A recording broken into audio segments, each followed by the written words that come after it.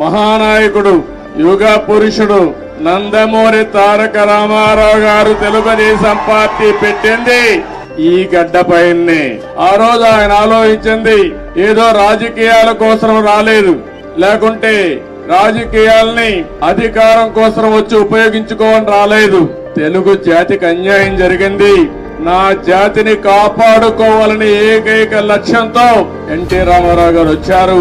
Party పెట్టిన విధానం కూడా మీరు చూశారు. ఎమ్మెల్యే క్వార్టర్ లో ఆ రోజు ఏ విధంగా అయితే 10 మందిని కలవడానికి వచ్చాడు, వస్తే పెద్ద ఎత్తున ప్రజలు వస్తే అప్పటికప్పుడే తెలుగుదేశం పార్టీని నామకరణం చేసి అనౌన్స్ చేశాడు. ఈ రోజు కూడా నేను చూస్తున్నా మిమ్మల్ని చూస్తా ఉంటే మళ్ళీ తెలంగాణ గడ్డ పైన తెలుగుదేశం పార్టీకి పూర్వ వైభవం వస్తుంది.